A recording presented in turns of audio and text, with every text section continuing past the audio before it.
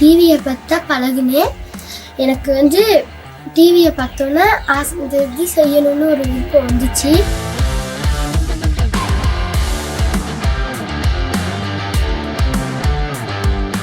எனக்கு பிடிச்சது வந்து ஜிம்னாஸ்டிக். அதை நான் விரும்பி செய்யறதுனால நான் 3 வருஷம் செய்வேன்.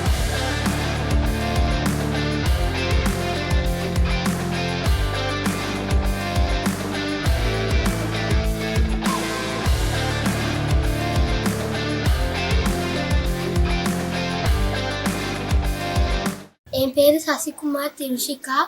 நான் வந்து அக்காரபுத்தன ஸ்கூலில் படிக்கிறேன். எனக்கு வந்து இந்த திறமையை செய்கிறது வந்து எனக்கு பிடிச்சது. டிவியை பார்த்தா பழகுனேன். எனக்கு வந்து டிவியை பார்த்தோன்னா இந்த இது செய்யணும்னு ஒரு விருப்பம் வந்துச்சு. நான் 7 வயசுலேருந்து பழகுறேன். பழகி அக்கரைப்புத்தன ஸ்கூலில் 7ஆம் ஆண்டில் இருக்கேன். எனக்கு பிடிச்சது வந்து ஜிம்னாஸ்டிக். அதை நான் விரும்பி செய்கிறதுனால நான் 3 வருஷம் செய்வேன். சார், நான் ஜிம்னாஸ்டிக் மாஸ்டர் ஆகணும், நிறைய பேருக்கு சொல்லிக் கொடுக்கணும்னு எனக்கு ஒரு ஆசை இருக்குது. வீட்டில் வருமானம் பத்தாது.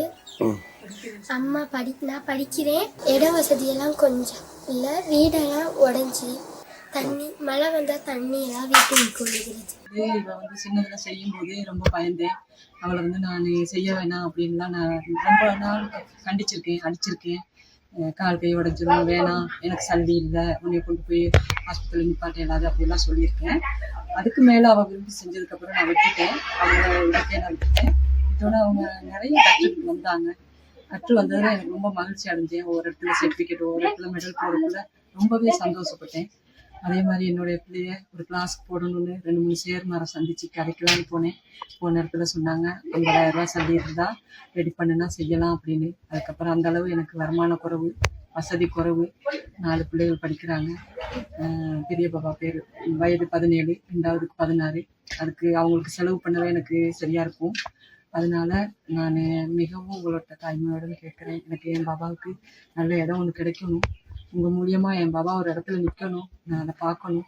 எனக்கு அதுதான் என் லட்சியம், என் சந்தோஷம்.